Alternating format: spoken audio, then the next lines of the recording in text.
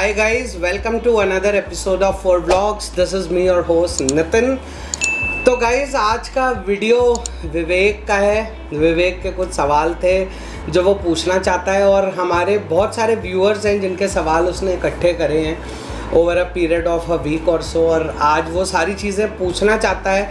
तो मैंने कहा क्यों ना एक एक सवाल तुमको इंडिविजुअली आंसर करने से बढ़िया एक वीडियो ही बनाते हैं। थोड़ा सा डिस्क्रिप्टिव हो सकता है, थोड़ा सा लंबा हो सकता है वीडियो, लेकिन एंड तक वीडियो ज़रूर देखिएगा। बहुत सारे सवाल हैं जो क्लियर हो जाएंगे और बहुत मज़ा आने वाला है इस वीडियो में। तो शुरू करते हैं वीडियो बिना किसी देरी के। और जिन्होंने अब तक चैनल सब्सक्राइब नहीं करा है प्लीज़ चैनल सब्सक्राइब कर दो, लाइक शेयर कमेंट करना मत भूलना। चलिए शुरू करते हैं। तो चलिए शुरू करते हैं।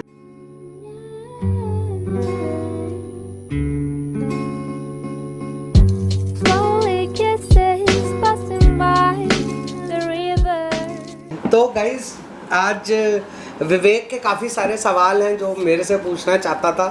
तो हाँ विवेक, कंटिन्यू। तो सबसे पहला सवाल ये है कि होंडा ही क्यों? होंडा ही क्यों? तो इसका एक बड़ा सिंपल सा आंसर है विवेक कि होंडा कार्स इंडिया में तकरीबन 25th ईयर सेलिब्रेट करने वाले हैं इस साल। 25 साल इस कंपनी को हिंदुस्तान में हो चुके हैं। I know Honda cars are not that popular as compare to Maruti और hyundai नहीं है, लेकिन इनको चलाने वाला जो एक सेगमेंट है वो बिल्कुल अलग है। जैसे कि रॉयल एनफील्ड है, हीरो होंडा की सेल्स बहुत ज़्यादा है, लेकिन रॉयल एनफील्ड को चलाने वाला जो एक क्लास है वो बिल्कुल अलग है। सिमिलरली होंडा को जो चलाने वाले कस्टमर्स हैं वो बिल्कुल अलग हैं। तो ये एक और रीज़न था बड़ा कि होंडा की तरफ मेरा झुकाव था और मैंने होंडा को सिलेक्ट किया। उसके बाद जो सबसे बड़ा सवाल मैं भी पूछ रहा हूँ और काफ़ी लोग भी ये पूछ रहे हैं कि ये रेड कलर ही क्यों? मेटालिक रेड कौन? ये रेड मेटालिक रेड ही क्यों? अच्छा, जबकि मेजॉरिटी जो जाती ग्रे की तरफ जाती है या ब्लैक की तरफ या वाइट, तो ये ही कलर क्यों? अच्छा, तो इसका एक बड़ा इंटरेस्टिंग सा जवाब है मेरे पास। तो I have tried 6 times in my life to get a red car. मैंने रेड कार खरीदने की कोशिश 6 बार की है और अनफॉर्चुनेटली हर बार ये था कि कभी कलर की अवेलेबिलिटी नहीं थी, कभी अचानक से कलर डिसकंटिन्यू हो गया, कभी ऐसा हुआ कि रेड उस पर्टिकुलर वेरिएंट में अवेलेबल नहीं था। जैसे मैं रेड कलर का बड़ा शौकीन हूँ। रेड कलर मैं लेना चाहता था मीटियोर में भी, लेकिन देन मीटियोर में मुझे नहीं मिला। आप जानते हो हम लोग बुकिंग करने गए थे, रेड कलर में ज़्यादा वेटिंग थी क्योंकि फायरबॉल वेरिएंट था, सबसे ज़्यादा लो एंड वेरिएंट था, तो उसमें वेटिंग ज़्यादा थी, तो रेड नहीं मिला। तो वही एक कुछ ना कुछ रीज़न था। इससे पहले मैंने 4 बार कार्स में भी ख़रीदने की कोशिश की, 2 बार टू व्हीलर्स में की।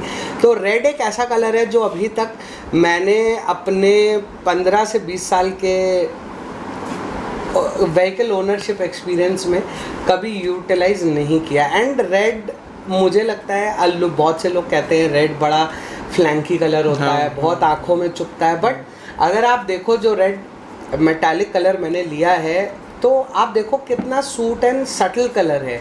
मतलब आँखों को चुभता नहीं है या फिर वो मरून की तरफ भी ज़्यादा नहीं जाता है। तो मतलब एक ना आपको आँखों को सुकून सा देता है और it stands distinct from the crowd.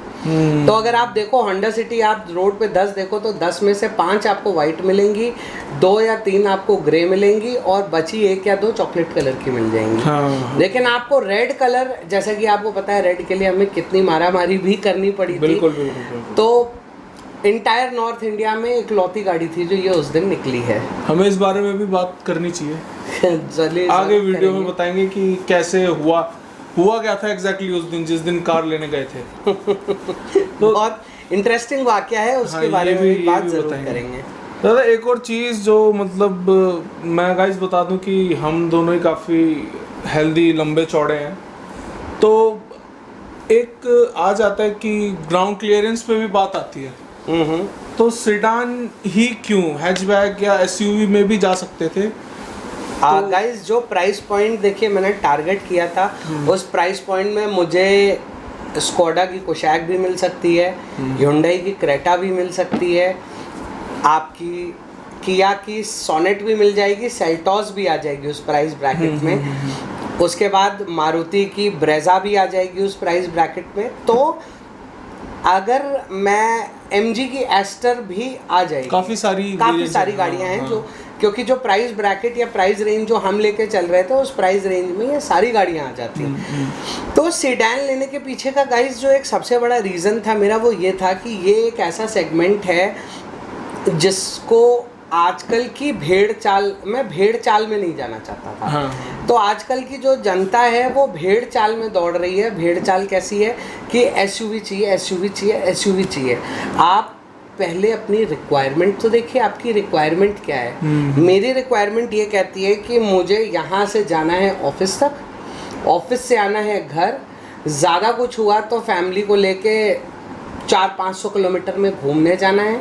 मुझे चाहिए एक लग्जूरियस गाड़ी और 165 mm का ग्राउंड क्लियरेंस, यानी कि तकरीबन 1.5 फुट के आसपास हो जाता है।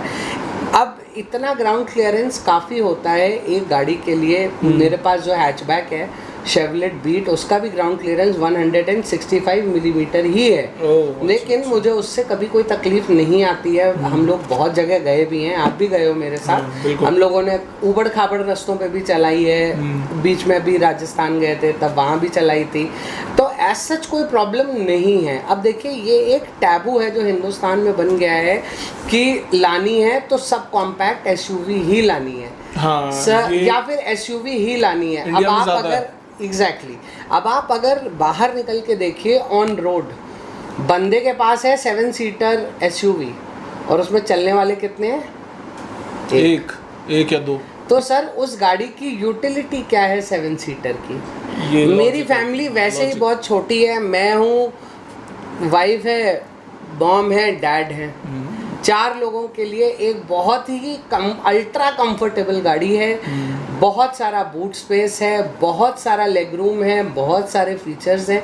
तो मुझे नहीं लगता कि आपने पीछे बैठ के देखा है गाड़ी में, आप पीछे बैठने के बाद जो वो फीलिंग है, जो उसके बैठने का जो फील है वो बिल्कुल अलग है। उसको आप किसी भी चीज़ से कंपेयर कर ही नहीं सकते।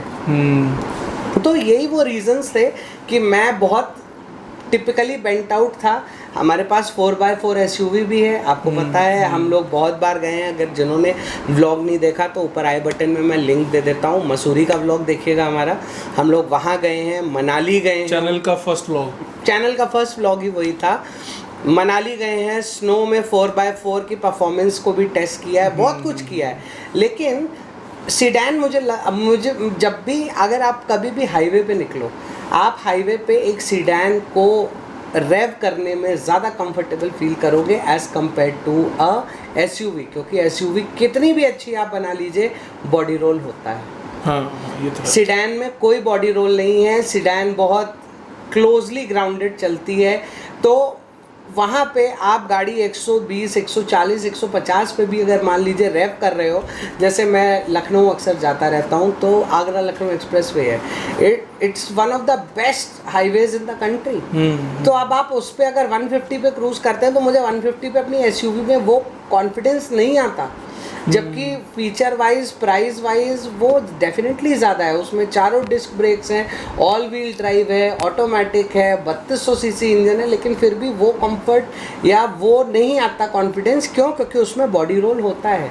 हाँ। यहाँ पे आपको एक एफर्टलेस ड्राइव मिलती है और बॉडी रोल की समस्या बिल्कुल नहीं होती है। तो ये एक और भी रीज़न था कि आज की डेट में इतनी सारी एसयूवीज़ के होते हुए भी हमने सिलेक्ट किया एक सेडान को। और बताइए। और सबसे बड़ा तो आजकल मतलब लोग जो है प्रेफर करते हैं डीजल, है ना। तो पेट्रोल लिया हमने, तो मतलब रीज़न, सबसे बड़ा रीज़न इसका क्या हो सकता है कि प्राइसेस का, या डीजल तो सस्ता है, पेट्रोल ही क्यों लिया? ठीक है, तो गाइस देखिए, डीजल की बात अगर मैं करूं तो देखिए, पेट्रोल कार में जो एक इनिशियल पिकअप और जो आपको इनिशियल परफॉर्मेंस मिलता है वो आपको कभी डीजल कार से इतनी जल्दी नहीं मिलता है। तो मेरे पास हैचबैक है, वो भी डीजल में है, एसयूवी है, वो भी डीजल में है। तो एक petrol car is something that we wanted in the house. दूसरी चीज़, हम रहते हैं दिल्ली एनसीआर में, तो यहाँ पे 15 साल वाला एक कानून भी लागू है कि डीजल गाड़ी है तो 10 साल में उसको आउटडेट कर ही देंगे, और अगर पेट्रोल कार है तो फिर भी आपके ऊपर थोड़ा सा रहम है कि चलो 5 साल तुम और चला लो। एंड ये BS6 कंप्लाइंट हैं, तो इन गाड़ियों में इतना ज़्यादा इश्यूज़ भी नहीं है। तो ये एक और बहुत बड़ा रीज़न था कि मुझे पेट्रोल कार ही लेनी है और एक सीडैन ही लेनी थी। और सवाल कुछ आपके? और तो सबसे बड़ा एक सवाल तो ये तो था, प्राइस बता दो। प्राइस गाइस, वेरिएंट्स के हिसाब से प्राइस बता दो, जिस अगर किसी को लेना हो तो। गाइस देखिए, होंडा सिटी 3 वेरिएंट्स में अवेलेबल है, एक्चुअली 6 में भी नहीं है, 8 वेरिएंट्स में अवेलेबल है। 8 वेरिएंट्स कैसे हैं? VX ZX, ये 3 वेरिएंट आते हैं। अब इसमें VX ZX manual transmission, VX ZX CVT and VX ZX diesel, तो ये 9 वेरिएंट्स में टोटल गाड़ी आती है। तो अगर मैं पेट्रोल गाड़ी की बात करूं तो ये गाड़ी मुझे पड़ी है 1575 की ऑन रोड, और इसके साथ साथ इसमें और भी चीज़ें बहुत सारी ऐड करवाते हैं। आप एक्सेसरीज ऐड करते हो, आप उसके सिवाय और रोड साइड असिस्टेंस ऐड होता है, एक्सटेंडेड वारंटी ऐड होती है, तो काफ़ी सारी चीज़ें हैं जो ऐड होती रहती हैं। ये मतलब ये दिल्ली एनसीआर का ये दिल्ली एनसीआर का प्राइसेस है। तकरीबन ये गाड़ी आपको ऑन रोड 16 लाख रुपए की विद मल्टीपल अदर थिंग्स जैसे बेसिक किट है और ये सारी चीज़ें मिला के तकरीबन 16 लाख रुपए के आसपास की ये आपको ऑन रोड पड़ जाती है। तो एक और चीज़ मैं जानना चाहता हूँ जो कि है बहुत ही इम्पोर्टेंट है, क्योंकि एनसीआर में दिल्ली में जो रहते हैं उन्हें चाहिए होता है पिकअप, है ना, गाड़ी रेस करते ही भागे। तो आपने टर्बो इंजन क्यों नहीं लिया? अच्छा, हाँ, तो गाइज़ ये एक बहुत इंटरेस्टिंग सी चीज़ है। बहुत सारे आप यूज़र्स को देखिए तो आपको कोई भी नहीं बताएगा ये बात। देखिए, टर्बो इंजन में क्या होता है, छोटा इंजन, ज़्यादा पावर। जैसा कि मैं हमेशा से कहता आया हूँ, टर्बो इंजन जो होता है वो छोटे टर्बो लगा के छोटे इंजन से ज़्यादा पावर को ड्रॉ किया जाता है, और नेचुरली एस्पिरेटेड जो इंजन होता है उसमें ज़्यादा बड़े इंजन से कम पावर को ड्रॉ किया जाता है। अब जैसे आप नेक्सॉन को ही ले लीजिए, नेक्सॉन टर्बो में अगर आप पेट्रोल में ले लीजिए तो उसकी पावर मेरी होंडा सिटी से ओवर, आप इनिशियली नंबर्स की अगर मैं बात करूं तो नंबर्स में होंडा सिटी से आगे है टाटा नेक्सॉन। लेकिन अगर मैं इंजन कैपेसिटी की बात कर तो 3 सिलेंडर इंजन, टर्बो होने की वजह से पावर ज़्यादा है। टर्बो होने की वजह से क्या होता है कि टर्बो में मूविंग पार्ट्स ज़्यादा होते हैं। मूविंग पार्ट्स ज़्यादा हैं तो आपकी गाड़ी का जो पिस्टन होता है, बेसिक्स बता रहा हूँ आपको, तो पिस्टन के मूवमेंट एंड फ्रीक्वेंसी ज़्यादा है। तो जिस चीज़ की मूवमेंट ज़्यादा है यानी कि उसमें मूविंग पार्ट्स ज़्यादा हैं, तो over a period of time आपको पता चलेगा कि एक टर्बो इंजन की लाइफ जो है वो एक नेचुरली एस्पिरेटेड इंजन से कम होती है। दूसरी चीज़, जो मेंटेनेंस कॉस्ट है वो एक टर्बो इंजन की ज़्यादा होगी as compare to a naturally aspirated engine. और अगर मैं तीसरे पावर फिगर की बात करूं तो देखिए, ये पावर फिगर आपको पेपर्स पे तो दिखाई पड़ते हैं, लेकिन इसमें एक बहुत बड़ा रोल होता है गाड़ी के, कार के एरोडायनेमिक्स का।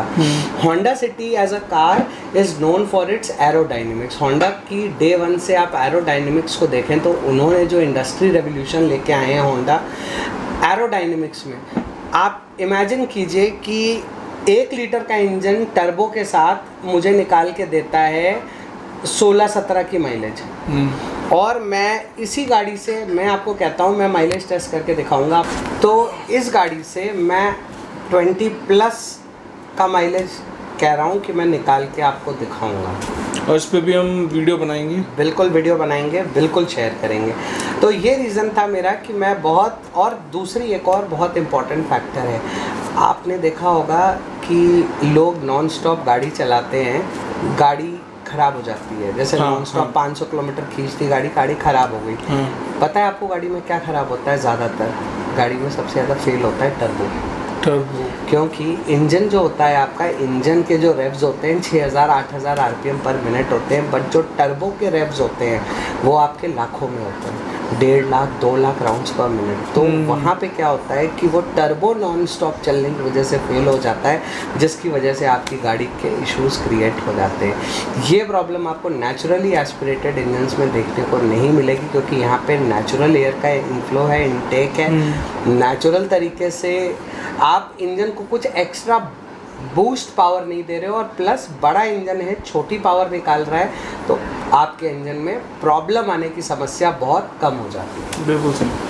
तो एक और चीज़ थी दादा, जैसे कि हम दिल्ली एनसीआर में रह रहे हैं, यहाँ ट्रैफिक बहुत होता है, गाड़ियाँ बहुत होती हैं, लोग ऑटोमेटिक गाड़ियों को ही प्रेफर करते हैं, ठीक है, और हमने ली है मैनुअल। हाँ, तो ये क्यों?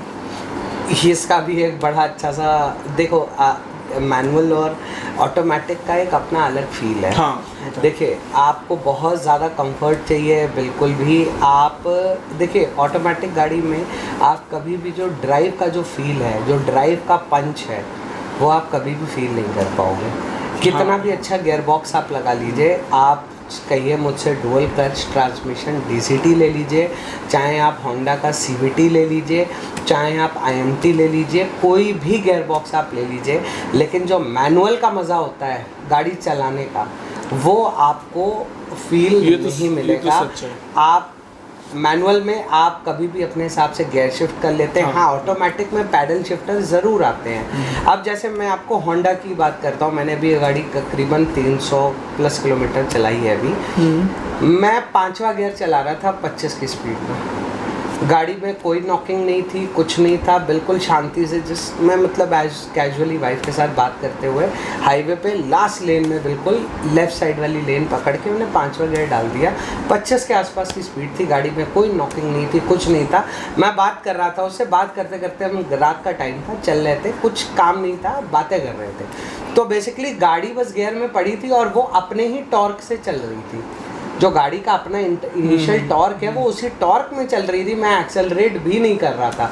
लेकिन अगर आप कहो कि क्या आप 25 की स्पीड में 5वां गियर ऑटोमेटिक में लगा सकते हो? नहीं लगा सकते। तो मैं हैसल फ्री चल रहा था, मुझे ज़रूरत ही नहीं थी स्पीड की, मुझे चाहिए था कि एक हाई गियर लग जाए और मैं आराम से गाड़ी रोल ऑन होती रहे, बस हो रही थी मेरी गाड़ी। जबकि यहीं पे अगर मैं ऑटोमेटिक की बात करूं तो शायद मैं 4था गियर भी 80 से पहले नहीं लगा सकता। होता है गाड़ी में तो मेरे पास हैं, मतलब ये कह सकते हैं आप इसको कि ये मैंडेट्स हैं, नहीं लगा सकता। लेकिन ये एक बेनिफिट है जो आपको मैनुअल गाड़ी में हमेशा मिलता है कि आप फ्रीक्वेंट गियर शिफ्ट्स कर सकते हो, लो आरपीएम पे भी गियर शिफ्ट्स कर सकते हो, और आपके पास एक अपना कन्वीनियंस है इंजन को राइड करने का। तो मैं सिर्फ गाड़ी के टॉर्क पे गाड़ी को चला रहा था। तो ये एक बेनिफिट है जो कि आपको हमेशा, अब आप कभी भी देखिएगा जो रेस कार्स होती हैं या फिर जो स्पोर्ट्स कार्स होती हैं अच्छी, वो मैनुअल होती है। क्या आपको लगता है कि क्या वो DCT या CVT नहीं लगा सकते? बिल्कुल लगा सकते हैं, लेकिन जो ऑप्टिमम परफॉर्मेंस है वो ड्राइव, अगर आपको ड्राइव का प्लेजर लेना है या कुछ भी करना है तो आपको मैनुअल गाड़ी में शिफ्ट करना चाहिए। और मैं काफ़ी टाइम से ऑटोमेटिक चला भी रहा था, तो मेरा मन था कि इस बार मैनुअल ही ले ली है। तो मैं बहुत प्री डिसाइडेड था, बिल्कुल क्लियर थे मेरे गोल्स कि मुझे क्या लेना है, और उसी वजह से मैंने ये गाड़ी ली। तो दादा फिर 4th जेन क्यों नहीं ली? उसका प्राइस भी अच्छा है, फीचर्स भी उसके अच्छा है, 5th जेन ही क्यों ली होंडा सिटी की? गाइज यहाँ पे थोड़ा सा मैं बायस्ड होना चाहूँगा। बायस्ड होना इसलिए चाहूँगा कि देखिए, जो 5th जनरेशन होंडा सिटी है, इसमें आता है DOHC engine, that is dual overhead cam shaft. अच्छा। और जो 4th जनरेशन है उसमें सिंगल ओवरहेड कैम शाफ्ट है। जिसकी वजह से क्या होता है कि इसमें VTT कर सकते हैं। VTT है यानी कि वेरिएबल टाइमिंग टेंशनर। तो जिसकी वजह से टाइमिंग गाड़ी में चेंज करके आप बेटर माइलेज अचीव कर सकते हैं, बेटर टॉर्क एंड पावर का यूटिलाइजेशन आपको मिल सकता है। दूसरी चीज़ ये थी कि 4th generation has been in the market for quite a while, काफ़ी टाइम से 4th जनरेशन मार्केट में है। तो अगर आप 4th जनरेशन को देखो तो मतलब अब वो उसमें एक नयापन सा फील नहीं होता, वो एक सिंपल सटल लुक में आ रही है, बहुत डिसेंट लुक है उसका भी, लेकिन मुझे थोड़ा सा एक फ्रेश लुक चाहिए था, जो डेफिनेटली मुझे लगता है कि यहाँ पे मेरे पास 5th जनरेशन में है। और तीसरी चीज़, सबकी डिमांड थी कि सनरूफ चाहिए। हाँ। सनरूफ सिर्फ 5th जनरेशन में आ रहा है, 4th जनरेशन में नहीं है, तो सनरूफ था। और प्लस फिर वो एरे लाइट्स भी कहीं ना कहीं पे एक फीचर बन गए, क्योंकि एरे लाइट्स जो है वो बहुत खूबसूरत लगती हैं देखने में।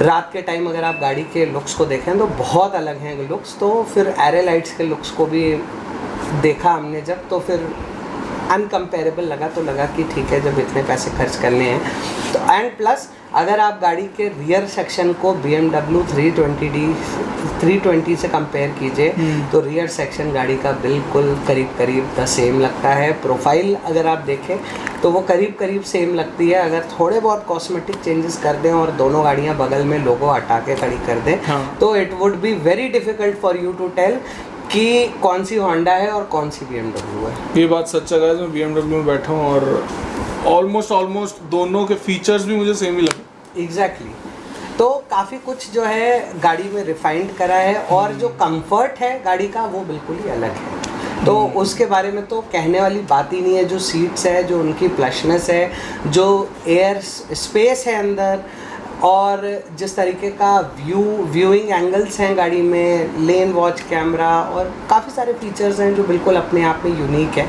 तो which made my doubts very clear कि मुझे क्या लेना है। तो गाइज बहुत सारे क्वेश्चंस हम कवर कर चुके हैं और आई होप आप सभी के जो डाउट्स हो वो ऑलमोस्ट क्लियर हो गए हों। कमेंट करते रहना, उस हिसाब से हम दोबारा वीडियो बनाएंगे। दादा आप कुछ बताना चाहते हो अगर नई गाड़ी लेने से पहले, या कुछ इम्पोर्टेंट चीज़ें? गाइज नई गाड़ी लेने से पहले सबसे बड़ी चीज़, आपको कुछ चीज़ों को समझने की ज़रूरत है। क्या आपको उन चीज़ों की प्रैक्टिकली अपनी लाइफ में ज़रूरत है या नहीं। बहुत सी गाड़ियाँ आजकल ऑफ़र करती हैं ऑटोमेटिक रेन सेंसिंग वाइपर्स, जिसकी वजह से कीमत में भी डेफिनेटली इजाफा होता है, क्योंकि सेंसर होता है, ECU मैपिंग होती है, उसके लिए एक वायरिंग अलग से होती है। तो गाइज़ क्या आपको लगता है कि बरसात के टाइम पे आप गाड़ी को ऑटोमेटिकली वाइपर ऑन करना चाहते हैं, या आप खुद नहीं कर सकते? ऑटोमेटिक हेडलाइट्स मेरा बिल्कुल कोई क्रेज़ नहीं था, होंडा सिटी ने मुझे ऑफ़र कर दी तो मैंने डेफिनेटली ले ली। लेकिन क्या अगर मुझे अंधेरा लगता तो क्या एक स्विच को घुमा के मैं हेडलाइट ऑन नहीं कर सकता? 7 सीटर SUV, 5 सीटर SUV, बहुत ऊंचा ग्राउंड क्लियरेंस, सब कुछ अपनी जगह पे है। तो क्या मुझे मेरे डेली रिक्वायरमेंट्स में इन चीज़ों से कितना फ़र्क पड़ता है? मैं साल में 2 बार हिल स्टेशंस घूमने जाता हूँ, साल में 6-7 बार अलग अलग शहरों में जाता हूँ। तो शहरों में क्या 165 mm का ग्राउंड क्लियरेंस काफ़ी है? हाँ है। क्या मुझे 7 सीटर गाड़ी सिंगल या डबल चलने के लिए चाहिए? नहीं चाहिए। तो गाइस फीचर्स आप डिसाइड करते हो, फीचर्स की वजह से कॉस्टिंग बढ़ते इतनी हो जाती है कि अब आप इमेजिन करिए कि गाड़ियाँ आज की डेट में इतनी महंगी हो चुकी हैं कि एक ऑल्टो जैसी कार भी 4 लाख रुपए की आती है। जिसमें फीचर्स के नाम पे अगर आप देखोगे तो शायद ही कुछ होता हो apart from power window and power steering, लेकिन कॉस्टिंग इज कॉस्टिंग। तो आप डिसाइड करिए कि एक्चुअली क्या फीचर्स आपके यूटिलाइजेशन के हैं।